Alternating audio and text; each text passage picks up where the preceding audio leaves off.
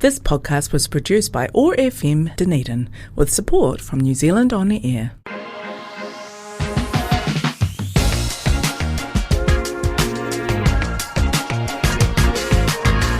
Welcome to the OI podcast, the Otago Institute podcast, in-depth conversations with experts from the realms, world,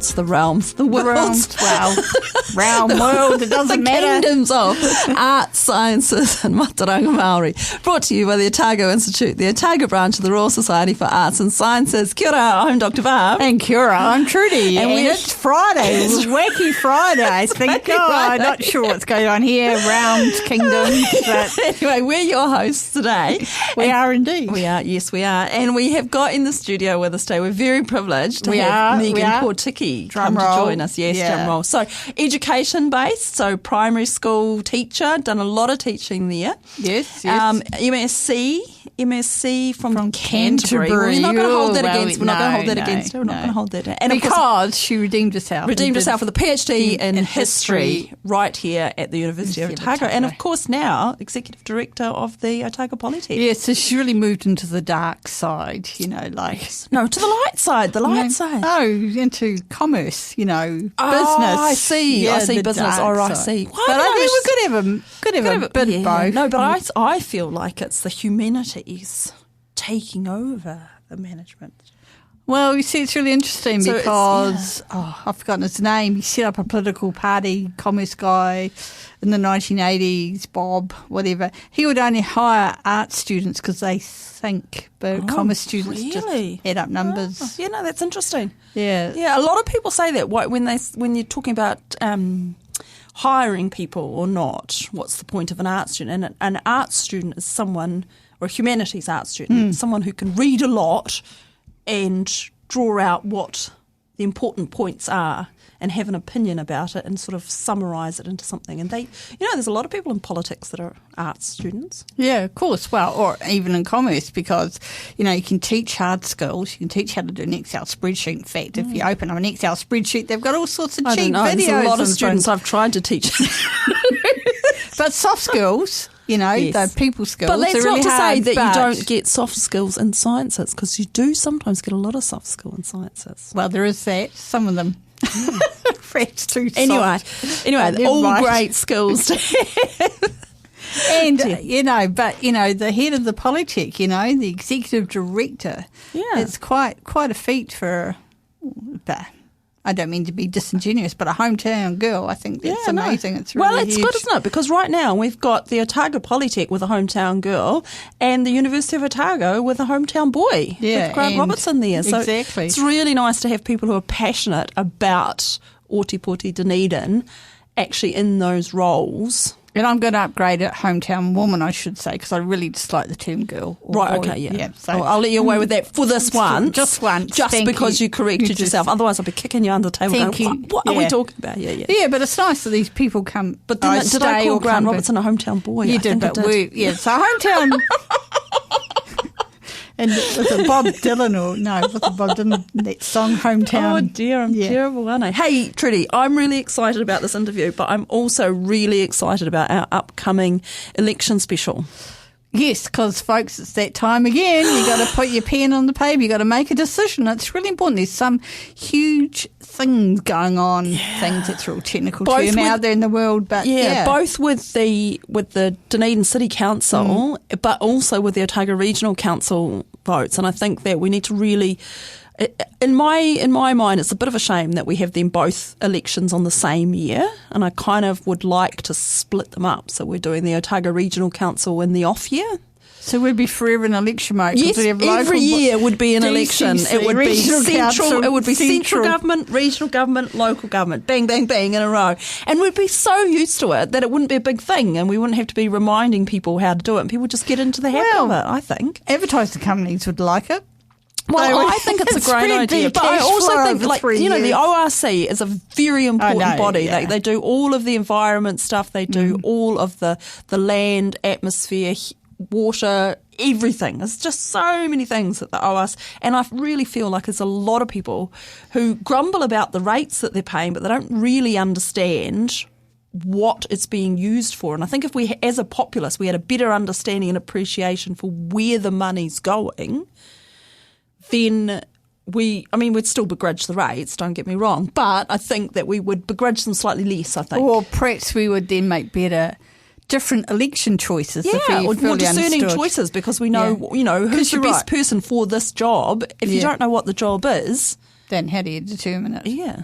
And I think you're right, because there are those local body issues and the regional body issues. They're really two quite different but equally important issues, and to lump them all together in one, people I think probably get election fatigue from that. I think they do get election fatigue, and I also think that because the DCC is such a big thing here, you've got the mayor and you've got all the candidates, and it's quite in your face.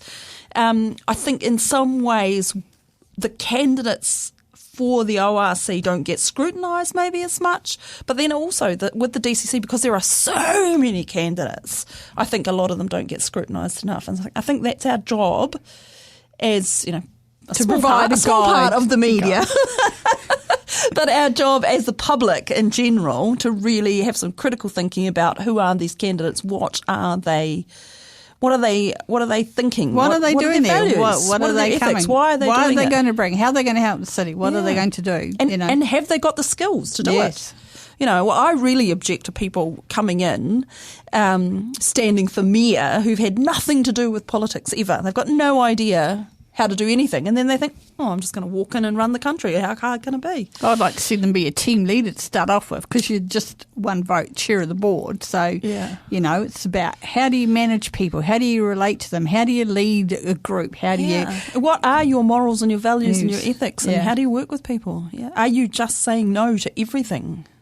Are you taking out your petty little grievances against people, which every board anyone's ever sat on, there's someone on that board or committee that just wants to peevishly object to everything. I'd really like to see that as someone's campaign slogan. They might get my vote for being honest. I want to hear because so-and-so down the road really annoyed me, and I want to... So this is our plug. We are going to do an election series special. And if you have joined the Otago Institute as a member, you can offer your opinion on what we do, how we do it, who we interview. And, your membership, which isn't a lot, I think it's a $20 membership at the moment. If your $20 membership, if you pay that will help with the podcast course, because, of course, all the podcast costs, and that only gets paid by the membership. And Barbara and I, we donate our time. It's just the physical... Yeah. So you're not paying for it. You're not paying for this. Yeah. Might be better if you were, but yeah. No, we're just doing it for free. So, because we care. Exactly, yeah. Because we care. Contributing the critical thinking. Yeah. Okay. So we want people to sign up. If you've got $20 to spare, please do sign up as a member, because that will help us run an election special, bigger and better. And we're really hoping that this year we can do some live panel type discussions where we really get the people there. We book a hall, call the people up and say, would you like to answer some questions in front of a townhouse committee meeting? Oh, it sounds exciting. It does sound exciting, doesn't it? It's going to be fantastic. This is us, the political scene. It is. Right. Moving on to Megan. Megan Potiki, welcome. Yeah.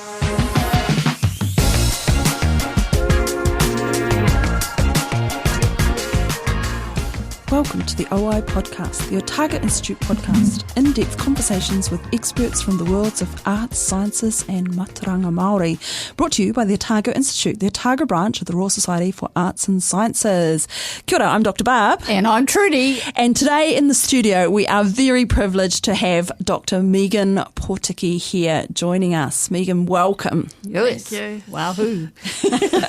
Hey, big things happening in your life at the moment. Yeah, a lot, so much actually. Firstly, my daughter's gone to university, so that's like the biggest thing that's happening in my life. She's left home. But after that, job.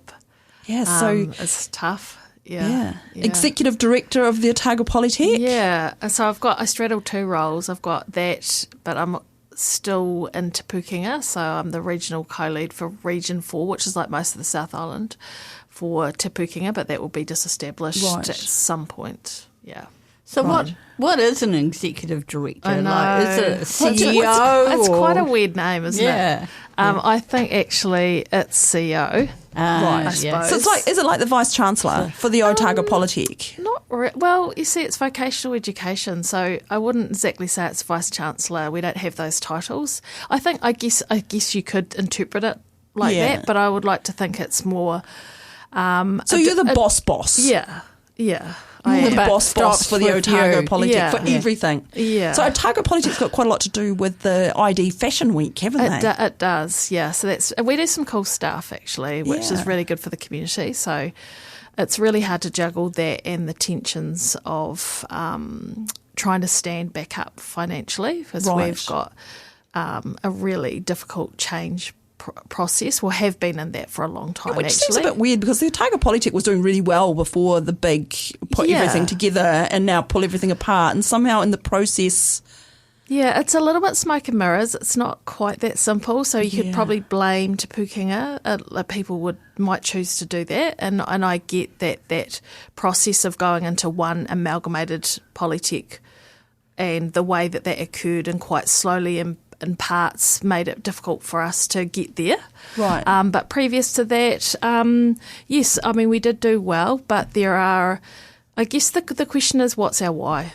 Yeah. Why are we a Polytech? Right. And what does Polytechnics actually do? Right. And for me, vocational education is, trades, nursing. Our nursing's amazing. Yeah. So it's really, it's like training. It's where guilds used to be and apprenticeships, right? Exactly. And all of that kind of model. actually learning functional stuff. The hands-on, practical stuff, which of course there is some of that practical stuff at universities as well. I mean, that's why you have labs and practicals and field trips, but it's really for a specific vocational job. So how does it slot in with the industry specific? I don't think I don't think we slot in that well, and I think that's where the shift has happened, and I think we can be better at it.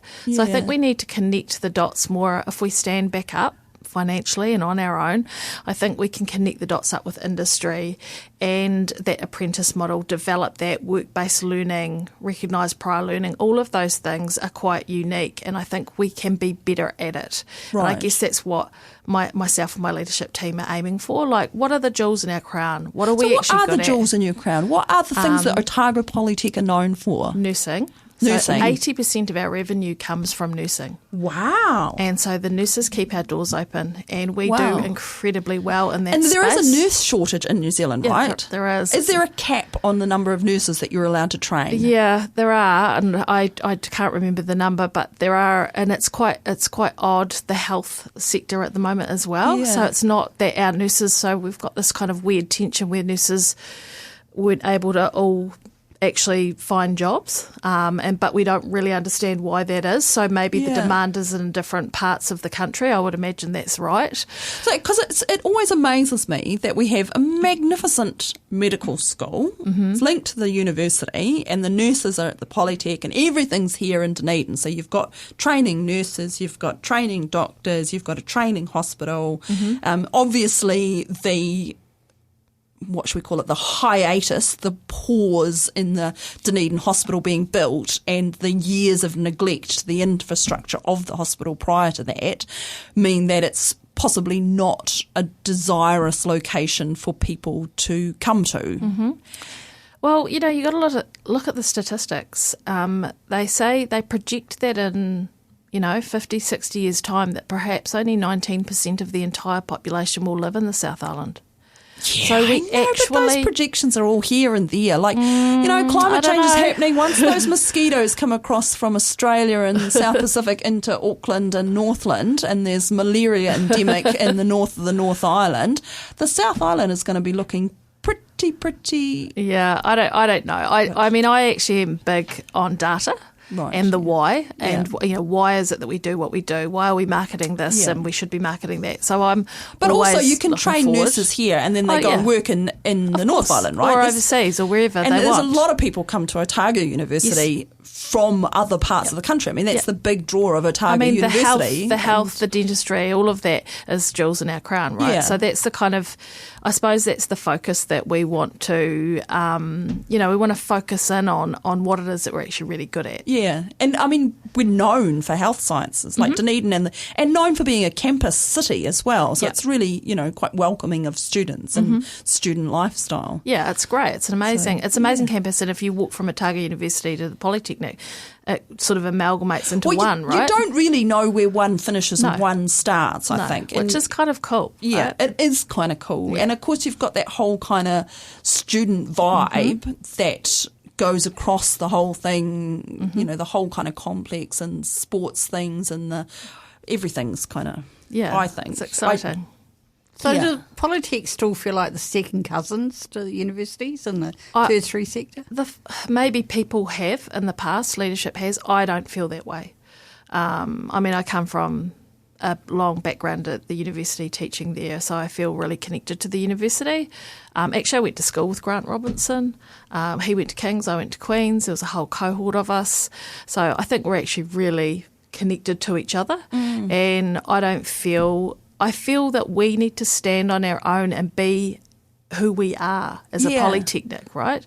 It's so just we don't different. have It's to not, compete. It's not that it's a competition. I think it's just different. I think it's totally different, and it should be different. And I think that's what we need to lean into, because I think we've probably got a bit of a model that's a lot of bums on seats lecture type situation that's probably occurred because of our proximity to the university. Right. But actually, I think we need to challenge that. We need to be more connected to industry. We need to be looking at the apprenticeship model and change that. You really do this one really cool thing where you have I don't even know what it's called, but they build houses. Yes, we do, charity houses. So our students build houses and we auction them off. And that's fantastic Pretty because the students are actually getting like real start to finish, hands-on, this is how you build a house. Yep. And obviously it's supervised because they're training, it's their students. So the houses are built properly. And then at the end of the year, is it 1 year that they do them in? Yeah. Every year. So how many houses do you build every year? Oh, well, we had 3, or was it 4 last year? I can't remember. We didn't have such a great auction last year, actually. It was disappointing. So maybe this is my plug now. Yeah. But it's fantastic. But anyone can go along to the auction, right? Yeah. And then the money goes to charity. I mean, that's fantastic. Yeah, it does. What a fantastic idea. Yeah, it's like that block thing, but you get actual, like, trained and training people building the house. And we need not builders. we need plumbers. And I guess you get plumbers, sorts. like the house, like it's not just a building group, right? So there's plumbers and electricians and there's plasterers various, and all the things that you need for a house. Yep. Wow. That's right. Is there interior design done on it as well? We have. We sold a couple of houses actually to Moeraki Marae. Oh, right. And they're beautiful and they've all been done up and they look amazing. So if you ever get a chance to go to Moeraki where the Marae is, there's these 2 beautiful houses that our students made. And so we sold because they're kind of trying to recreate or reinstate their village. Yeah, which is a fantastic which idea. Is pretty cool. Yeah. So, it's pretty awesome. Yeah. Yeah. Oh, amazing.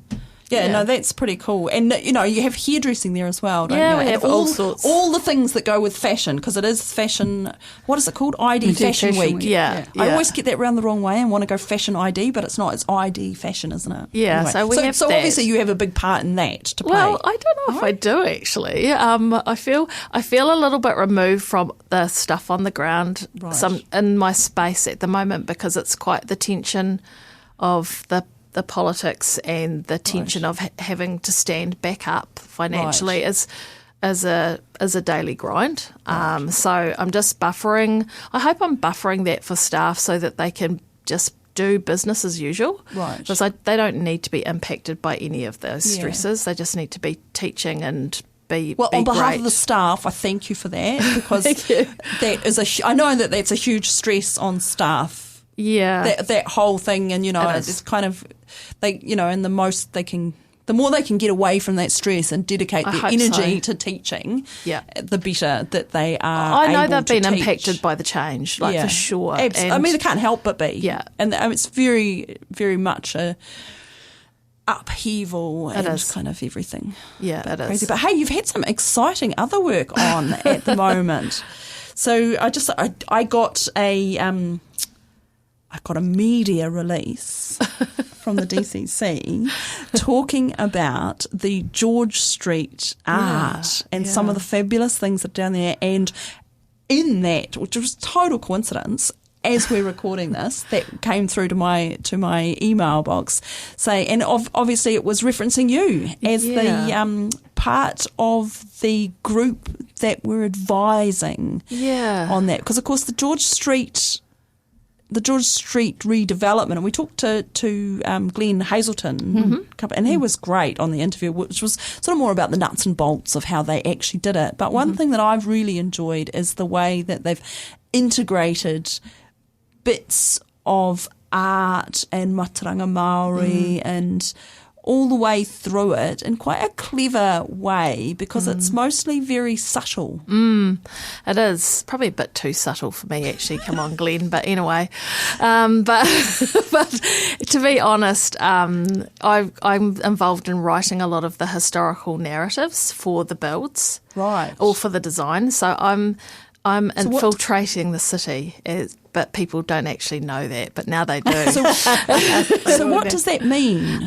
So we have there's a company called Okaha that's owned by 5 runaka or 5 marae, and we have this design arm to that company, and we have a mana whenua panel from different marae, and so those marae are Otago, Puketeraki, Moeraki, Waihao and Hokonui, the wider Otago area, and we actually so we say for example the ACC build, which you might see going also up. Fantastic. I know, amazing. I absolutely love what they've done with the space and how they've so good. fitted it into that little bit there, and it's got a really contrasting colour. It's amazing. Very much looks like a woven kind of. Yeah, well, it is woven.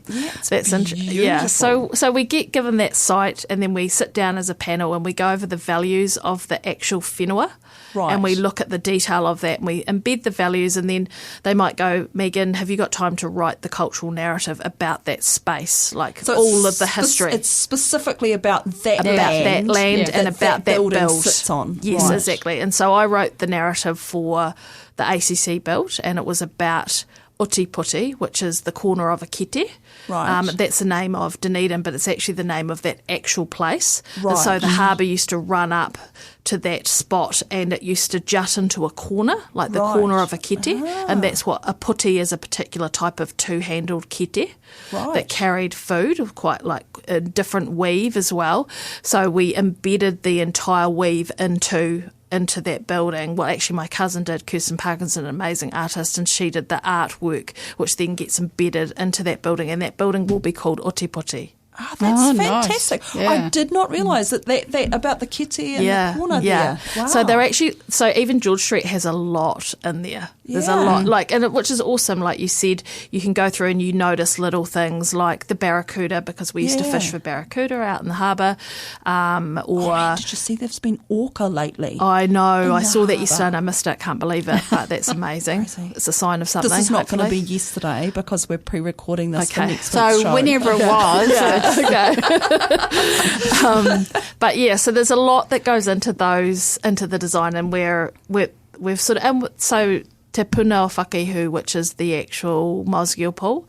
I wrote the narrative for that too. So there's just we actually go swimming there quite a lot. There's a lot going on in the city that people don't probably really know. No, there's a lot of people have had a problem in quotation marks, she says as she rolls her eyes, with the name of I know. It's a hard one. It's a hard one. Te Puna o Whakaehu's not exactly easy to say, but, hey, just knock yourself out, give it a go. Yeah. Well, you want to go live in Wales if you think place names are hard to say. True. So I think we just But need what to go makes me with laugh is they're like, I hate it. I just want to go to Moana Pool. Why can't they have like a really simple name like Moana Pool? I don't have to have these Maori names. I'm like, oh my goodness, just listen to yourself. Well, it was the creek that ran behind that pool was Whakaehu. Right. So this makes total sense. We're reinstating the place names because when Yeah. the Scottish arrived, they bought their place names like McAndrew, etc., and they put them on top of our place names, and then our place names disappear. So we're trying to reinstate them into buildings. Yeah, so which is actually a fantastic idea. Yeah. And what's the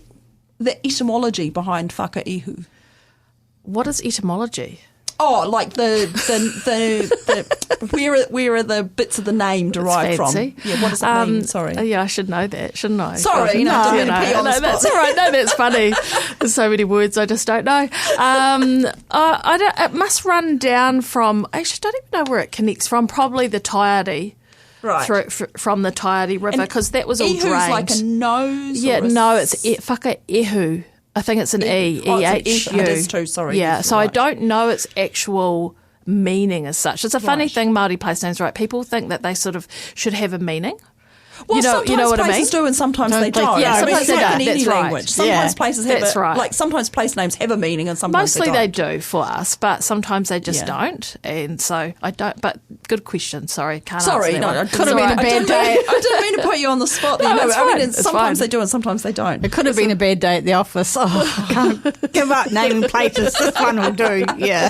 Well, and sometimes places have a meaning and then it just gets lost in the mists of time. Yeah, totally. And, they get subtly changed as it comes down and people, the new kids come and they drop bits off or they pronounce it slightly different. And then, that's just the natural kind of evolution of a language, right? Yeah, it just changes. I mean, Otago, we didn't know what that meant for 30, 40 years. We lost touch with what that name meant. Oh, yeah, go on, and so tell we us had what to it means. reinstate it, basically, because in 1982 it got published in a book, and when you publish something it becomes biblical. Oh, it becomes biblical, So that it was Red Ochre. And so we actually believed that ourselves, because our last native speaker died in 1969, so we lost the language and then we lost all of that meaning, right? So how did you get it back? Well, I'll attribute that to my husband, who dedicated his early years learning te reo Māori, and then he got into old manuscripts. So our tribe have copious amounts of written language, because the missionaries did a great job twofold, but they taught us how to write, basically, and it became powerful, right? So we wrote everything it was down. quite an interesting kind of start to the joining of the European settlers and the existing Kāi Tahu here, because there were those Scottish whalers and everything that came very, very early. And of course the Scots have got historically a very strong love of learning and writing and that kind of intermarriage idea there. Yeah. I mean, it wasn't the Scottish, well, we were very early colonised, but we didn't have critical mass in the South Island. So it wasn't like you go to Hokianga and you've got critical mass there all living in one village necessarily. I mean, we had a number of villages throughout Dunedin. And so we moved and we moved inland to get Puna. We were on the move a bit. Right. And so... Is it also the critical mass of the Europeans coming in originally there? Well, the whalers and settlers came in and that was fine, really. I mean, we got into whaling too. I mean, they were hearty and they were crazy coming here and being left on a rock in the lower South Island for 3 years to kill seals. And I imagine quite small communities of them coming. Yep, and married Kāi Tahu and married because they had to protect themselves. Otherwise, there were issues. So we're all descendants. Every Kāi Tahu person alive is a descendant from a whaler. Right. There's not one that isn't. Right. So we're all intermarried. But then the Scottish, they weren't bad dudes. I mean, they turned out they were Indigenous themselves. We spoke Gaelic here in the courts in the first 20, 30 years.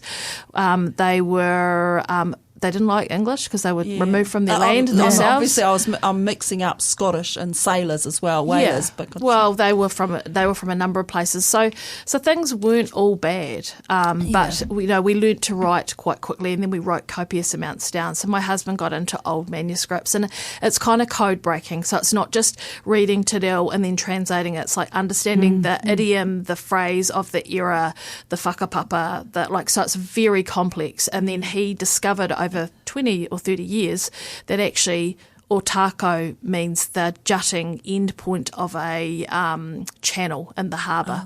Right. But we've had to share that with everyone because actually people still think it's Red Ochre just because, That's interesting though, isn't it? Yeah, and that's language loss though, right? Yeah. And you're talking about language change. Yeah, and of course when you've got those manuscripts like that, you're not talking to the actual person, you're talking to you're listening to something or reading something that someone wrote a long time ago, and there must be a lot of context around who the person who was writing it was, as well as when and where they were writing. Yep. But you could get the same story told from multiple different people. Yeah. Would tell it in a completely different way. Kind of. I mean, there's a group of key writers of the late 1800s, really, from our tribe, who probably were the children of particular ancestors who went to Māori universities, whare wānanga, and we had them in Moeraki and North Canterbury and all over. And so these guys were all learning the same stuff. Right. And so what Tahu, my husband, did, and other key Kāi Tahu historians, is we triangulate everything we do. Okay.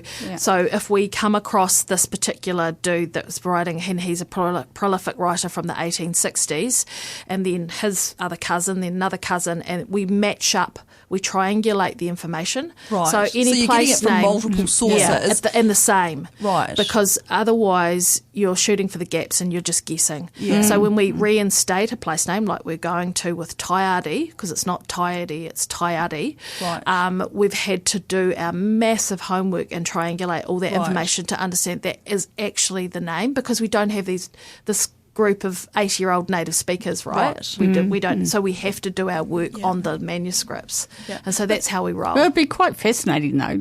It's like being a time traveller. Yeah. I mean, I love just it. see you going down a rabbit hole and just never wanting to come out of it. I feel so privileged. Like it's like, do people have to shake you and say, "Okay, you need to eat something now"? Yeah, got to go to work. My kids do. Yeah, my kids do. They're like, "Mum, I'm hungry." Yeah. Do you get quite a different lens from looking at those manuscripts that have been written by Kāi Tahu as opposed to manuscripts that are written by the likes of Best and?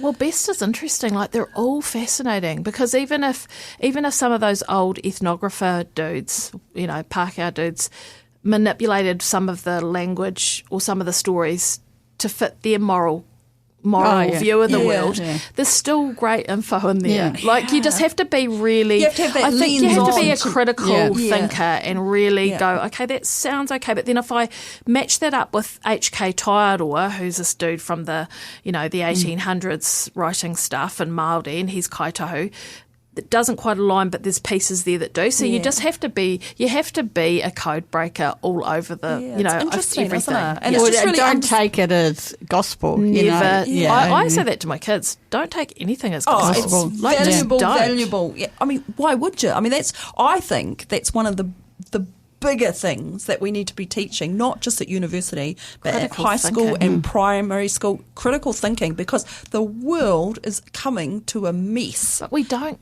because we're not doing it enough, and we're not teaching it. We're doing our kids a disservice, particularly my lot. We're helicopter parents. And, I mean, you just got to be challenging your children all the time. And let them challenge you. Because I think, that's true. Let them challenge you. My parents always said that the first word I ever said was why, and I don't know that I stopped saying. Yeah, but that's so but good. It is true. I think that's, we don't do it enough. And with Māori, I think Pākehā get frightened to question things Māori, because obviously there's tension. And so, but I just plead with people, ask me anything, question anything. I think it's about doing it respectfully. Yeah. And if you're coming from a place of wanting to know something for more information, rather than a place of prejudgment, then I think, why is this? Why? It's all learning. Because I think a history of any place is all about weaving together different stories to create the pattern. There is no one history. It's about all the players. Well, that's what I hope Dunedin looks like in 100 years' time, that we've woven together the Scottish and the Māori history in a way that makes us look so unique, because we are really unique. We are really But then unique. there's also other strands, like the Lebanese community that come in. Right. But Chinese, just little as far Chinese, as the Chinese mining. have been here for a long time, as long as any Europeans. That's right, and so they've got an amazing story. So I just reckon we can weave it all together and it's amazing. Yeah. I think we're getting there. I think we are getting there. Hopefully that we can weather the storm that's coming. Yeah. Oh, goodness. Now, are there any other particular points of reference from the George Street that you'd like to I would bring just up? like to agree. I think it is a bit too subtle, because not long after it opened, we went walking and then we just turned around and noticed on the light poles there's these stories, Yeah. and they're really hard. If you didn't look for them, you would miss them. And we had to walk back to read them all. And I think like there's a fish hook on the edge of the seats. I love that's that like fish hook. I think the it's Mato Kariao is from a place name, which is the supplejack. We used to make fish hooks out of supplejack, and so they've kind of interpreted that, but it's too small, Right. Like Is there some sort of a guide to it? That's my question. Yeah, good question. We did talk about a QR code for people, that they I could want a actually guide. get a I bit of thought a... you meant a design guide. Oh, no. Yeah. I want a map or a button thing that you can push, or an audio guide. I know I've talked to Glenn about it, so I know it's on the radar, but I'm just not exactly sure who's Or doing even it. a booklet that you've got, and we've got quite a few things, not just George Street, because we've got the things there's the big, I don't know what it's called, the big gate. Oh, it's like a doorway. Yeah, Oh, it's a doorway. yeah, yeah. And that's beautiful as well. And there's a lot of meaning in there. Yeah. And there's, bits of sculpture and stuff. And what I would like to see is a guidebook Yes. that you can get the guidebook and go around like a self-walking tour. We've definitely talked about that, and I think they should QR code it, and just for schools it would be amazing. if they Or could you just could walk just around it. have an app, download it for tourists as well, for everybody. The stone as you go across the causeway. Yes, yeah. Well, that needs information How too. many years did I live here without even knowing that existed? Yeah. Wow. As she points north, and we're thinking, what stone? I'm a bit when it's disorientated out because we're in the that way? studio here. Yeah, that's quite subtle though, isn't it? But there's a whole heap of amazing spots that need to be. And partly I think that is partly because of the way Dunedin is. Yeah.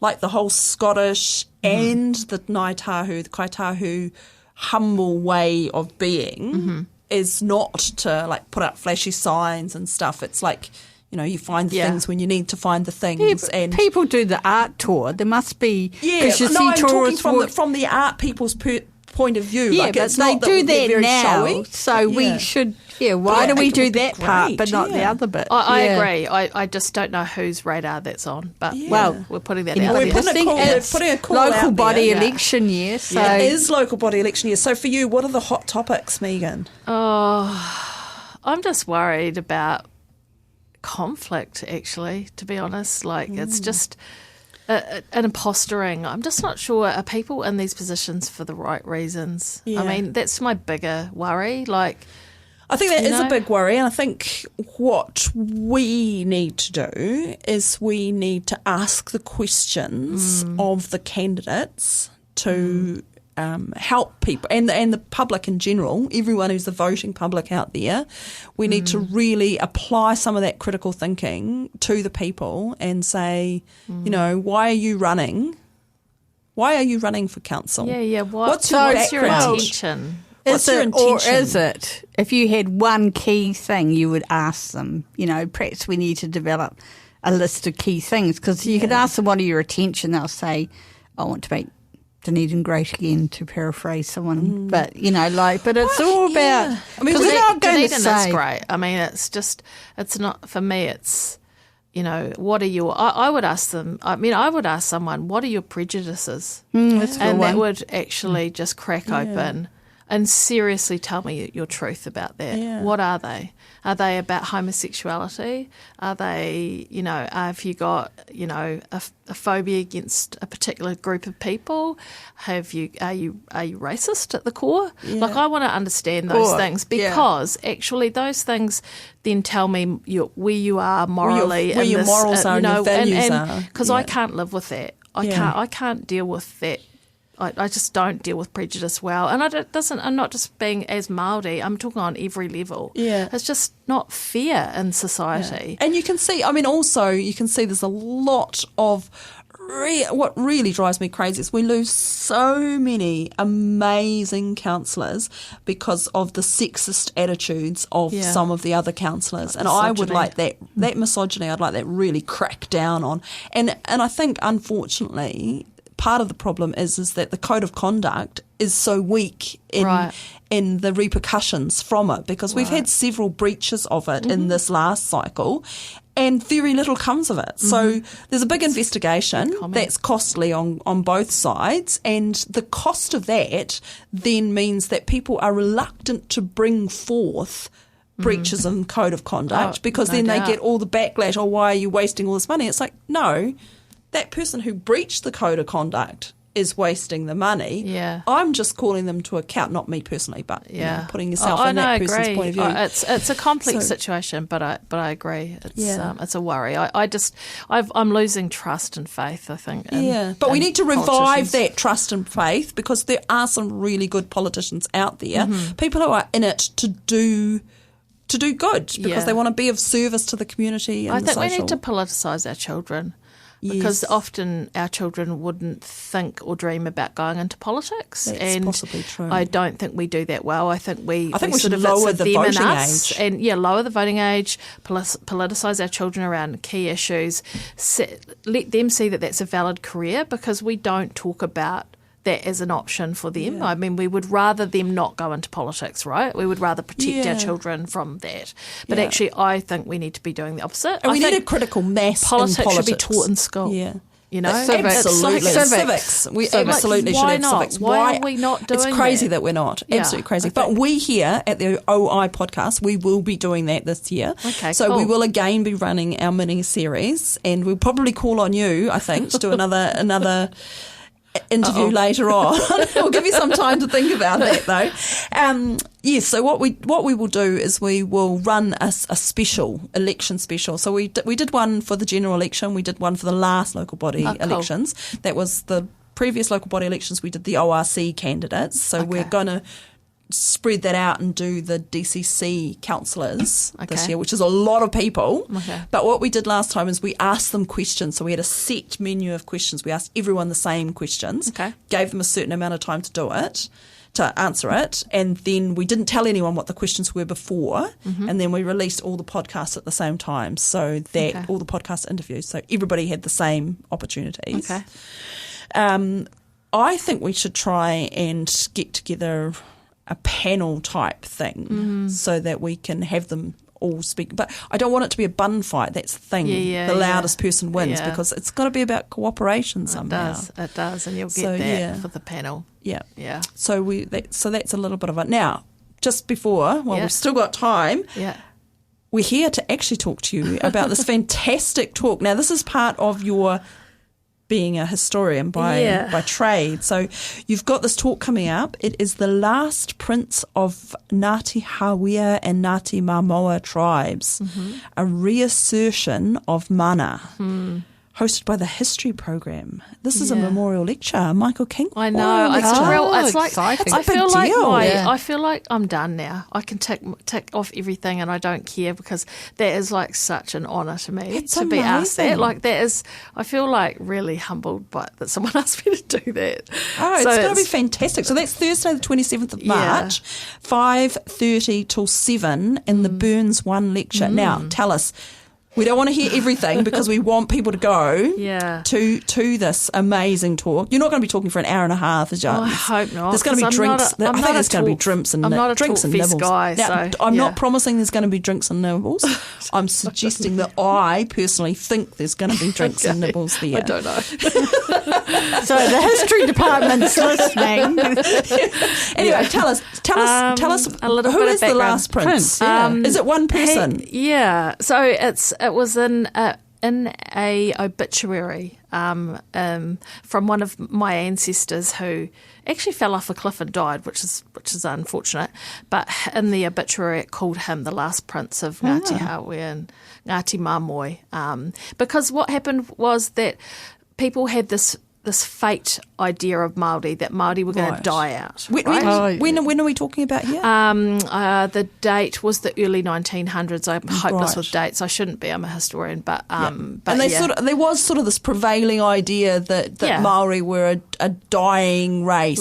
Yes, that's right. We were the dying race. So those comments, the last prince, they're quite prevalent in old newspapers, and of course obituaries. It can't be true, right? Because if this was an ancestor of yours, well, it's not true because my son was named after the guy that died. So that the whakapapa goes on, right? Right, yeah. So no, it's not true. It's definitely not true. I'm still here, right? Yeah. But it's just, it's an interesting idea about the fatalistic notion that Māori were just going to die out. Is your talk about...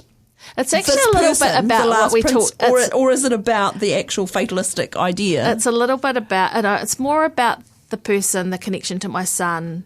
My son's comment about some of what he saw in Dunedin as a young child, what he didn't see, which was he didn't see himself reflected. Oh, interesting. And then talking about some of the stuff we just talked about around design and rebuild and reassertion of mana so that you can see us back in the city, right? Because we weren't just a little group of people in a village on the edge of the peninsula. We were pushed out there. Yeah. So we actually lived all through Dunedin, wider Otago, you know? It's a really weird thing, and it is kind of, you see it quite a lot in species. I'm a quantitative ecologist by trade, and you see it, for instance, the takahi, you see it. People think of them as these weird, big, fat birds that live in a tussock, mountainous area, secluded, but it's not true. They were everywhere. It's just that that's the last place that they managed to survive because they were pushed out of everywhere else by the rats and stoats and everything that was eating them. So exactly. So I guess it's the same. It's the same notion, right? Yeah. So just kind of talking widely about that, and I'm trying to connect it back to that obituary, actually. Yeah, so I don't know how it'll go, but we'll see. Oh, no, it sounds absolutely fascinating. Sounds amazing. Yeah. And I can't wait to go along. I'm still hoping there's going to be cheese and wine. But even if there's not cheese and wine, it's going to be fabulous. And you're a fantastic speaker. Thank you so much for coming along today. Thanks for having me. It's been fun. Do you want to send a Mickey out to anybody? Or No, I just actually want to shout out to the history department for asking me to do the lecture, because it's a real honour. It really is. So I appreciate the chance to talk. Cool. Yeah. Thank you very much. Thank you.